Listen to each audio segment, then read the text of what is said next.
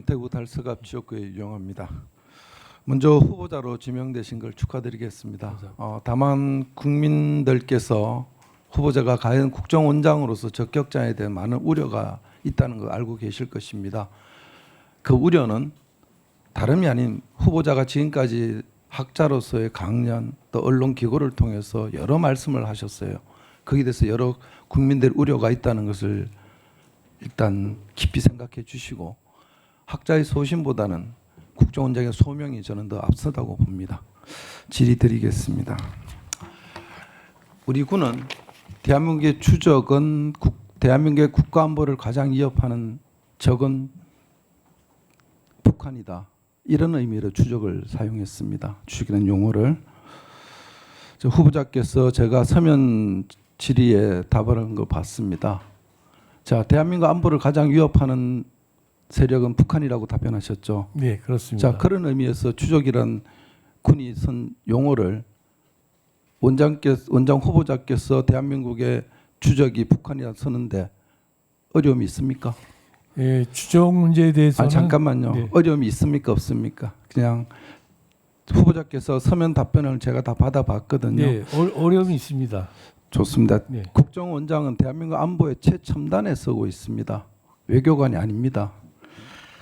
다음 질문 드리겠습니다. 의원님, 제가 잠깐 하나 아니요, 제가 일괄적으로 질문 드리고 네, 네. 답변 기회 드리도록 하겠습니다. 예.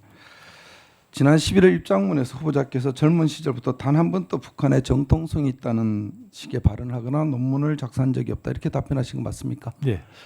이때 정통성이라는 것은 한반도의 유일한 합법 정부가 대한민국이 있다는 정통성을 얘기하는 것입니까? 아니면 북한 대중의 정통성은 김일성에게 있다는 그것을 의미하는 어떤 것을 의미하는 것? 이 정통성이 있다는 것. 대한민국의 유일한 합법 정부는 대한민국이라는 뜻입니다. 그렇죠. 자, 그러면 PPT 좀 띄워보세요. 지금 보고 있는 게 이제 후보자께서 젊으실 때 소장학자로서 얘기입니다. 아마 후보자가 보시면 기억을 하실 겁니다. 저렇게 말씀을 하셨고요. 그리고 다음 화면 또 볼까요? 다음 PPT 보면은 다음 PPT 자. 김일성은 최초로 대외적으로 자주성을 선언하고 주체확립에 기치를 내진 지도자였다. 이렇게 얘기를 하셨어요. 자, 이래서 김일성은 북한 대중으로부터 인민으로부터 정통을 갖고 있다. 이렇게 말씀하신 것 같은데 이어서 보겠습니다. 그 다음 PPT. 자, 질문 드리겠습니다. 당시 김일성은 일반 민중에게 공산당의 영혼이나 민족의 영혼으로 부각되어 있었다. 여기서 말하는 일반 민중은 북한의 민중을 말합니까? 아니면 대한민국 민중까지 포함되는 민중입니까? 의원님, 저건 아마 제가 1937년도에 그 당시에 그 동아일보 제가 질문을 드리셨습니다. 지금이 아닙니다. 그러니까 1937년 일제 때 얘기를 갖다가 갖고 오신 겁니다. 저 얘기는. 그렇습니까? 예. 그때 당시는 일제 때, 그러니까 일제 강점기 때 보천보전투 하고 그때 알겠습니다. 얘기입니다. 예. 넘어가겠습니다. 자, 다음 PPT를 좀 보죠. 김정은 PPT를 좀 넘겨주세요. 북한 주민의 입장에서 김정은 정권은 정통성을 인정받고 있다. 이렇게 인터뷰하신 거 기억나십니까? 네, 그렇습니다. 저기의 정통성은 김일성이 아까 말한 대로 후보자가 얘기하셨던 대로 북한 대중의 정통성을 갖고 있기 때문에 그 정통성을 이어받은 정통성으로 이해도 되겠습니까? 그렇습니까? 뭐 혈통적인 것도 있다고 아니 생각합니다. 지금 저 정통성이 혈통의 정통성을 얘기하는 것입니까? 아니면 김일성이 북한 대중으로부터 정통성을 갖고 있기 때문에 그 손자인 김정은도 그런 정통성을 갖고 있다 이렇게 얘기하신 거면 어떤 것입니까? 저는 김정은이 북한 사회에서 통치를 통해 가지고 북한 주민들한테 어느 정도 인정받고 있다는 뜻으로 이렇게 쓴 겁니다. 자, 단도직도 묻겠습니다. 자, 김정은이 지금 우리 국민의 보편적인 상식으로 볼 때 독재자라고 볼 수 있습니까? 없습니까? 독재자입니다. 그렇죠. 자, 시간이 없어서 제가 오후에 질문 드리고 북핵 문제 조금 짚어드리겠습니다. 자, 후보자께 좀 걱정되는 게 혹시 국정원장이 되시면은 통일부랑 부딪힐 수 있다. 아니면 통일부 그립을 세게 잡아서 통일부 역할과 충돌됐을 때 우려도 있다는 것 일각이 있습니다. 다만 후보자께서 잘 적절하게 하실 거라 보는데, 자, 북한을 핵 보유국으로 인정하십니까? 예, 정책적으로 인정할 수 없지만 사실적으로 북한이 핵 갖고 있는 건 인정합니다. 좋습니다. 자, 한반도 비핵화는 북한의 비핵화뿐만 아니라 우리 대한민국의 비핵화도 의미하는 거 맞죠? 맞습니까? 네, 맞습니다. 자, 그러면 북은 지금 사실상 핵을 보유하고 있습니다. 그렇게 인정하시지 네. 않습니까? 네. 자, 그럼 한반도 비핵화는 깨졌죠? 맞습니까? 정책적으로 깨지지 않았습니다. 사실적으로 깨진 거 예. 맞지 않습니까? 말을 그렇게 적혀. 아니 현란하게 정책과 현실 사이 현실이 지금 북한이 핵 보유국은 현실적으로 인정한다고 얘기하지 않았습니까? 그죠? 아니 그래서 제가 한미 당국이 북한의 핵을 인정하지 후보자님, 않고 있지 않습니까? 예. 지금 현실적으로 북한은 핵 보유국이지 않습니까? 네, 저희가 인정하든 안 하든 그들이 핵무기를 갖고 있는 건 주주의 사실입니다. 네, 자, 그러면은 얼마 전 보도되면 IAEA 국제원자력 기구에서 북한이 평안북도 영변 핵단지에 새로운 핵 관련 시설을 추진 중에 있다, 이런 보도 난 거 보신 적 네, 있습니까? 맞습니다. 지금 보면은 북한은 끊임없이 핵 개발을 하고 있었어요. 어떤 이유를 대든 간에.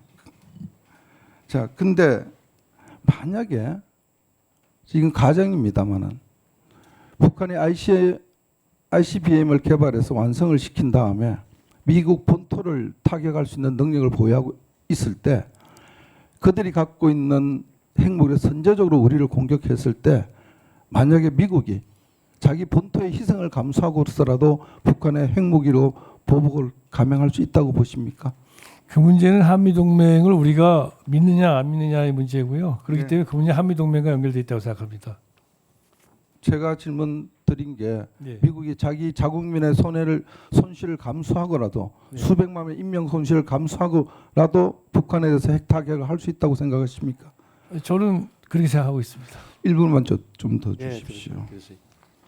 근데 후보자께서 지난번 그 언론에 브리핑하신 걸 보면 이렇게 얘기를 하셨어요. 북핵을 포기시키려면은 한미 훈련 중단이 전략적으로 필요하다, 이렇게 말씀하신 거 기억나십니까? 기억하십니까? 아니면 예. PPT를 띄워드릴까요? 예, 아니 그 시기를 그러니까 시기와 조건 없이 말씀하시니까 아니, 제가, 예. 그 띄워보세요, 이거 PPT를. 이게 2021년 6월 15일입니다. 네. 6.15 공동선언 21주년 특별 자담에서 북핵을 포기시키려면 한미 훈련 중단 같은 전략적 결단이 필요하다, 이렇게 얘기했거든요. 자, 한미 훈련 중단이 되면은 북한이 지금 보유하고 있는 핵무기를 다 폐기한다고 장담하십니까? 지금 북핵 포기라는 거는 앞으로 개발도 해서는 안 되지만 기존에 개발된 무기도 폐기되는 게 포함되는 거 아니겠습니까? 그렇죠? 그렇습니다. 예. 자, 한미 훈련이 중단되면 지금 북에 갖고 있는 김정은이가 자기가 갖고 있는 핵무기를 포기한다고 폐기한다고 그렇게 믿고 있습니까? 뭐 답변드려도 되겠습니까 이제? 예. 존경하는 유영아 의원님 그 질의에 답변드리겠습니다. 예, 제가 저런 얘기를 한 거는 북한 핵 포기를 위해서는 우리가 어떤 값비싼 대가라도 치러야 된다는 뜻으로 말씀드린 거고, 북한이 만약에 포기를 안 한다면 우리가 우리 조건을 그걸 갖다가 포기할 이유가 없다고 생각하고요. 한 가지만 더 말씀드리면 주적과 관련해서는 윤석열 정부에서도 국방부에서 군에서도 주적이라는 표현을 쓰지 않고 우리 군의 북한 정권과 군대는 우리의 적이다, 이렇게 표현했습니다. 그만큼 주적이라는 표현 자체가 적절하지 않다고 판단했던 거거든요. 그래서 우리가 주적이라는 표현 자체는 부적이 있어야 주적이 있는 것이고, 또 우리가 가장 중요한 것은 모든 위협적 세력에 대해서 우리가 충분한 방어를 하는 게 중요하다고 군에서 생각하기 때문에 주적 표현을 요즘은 쓰고 있지 않다는 말씀을 드립니다. 예, 오해 계속 해주시고요. 예.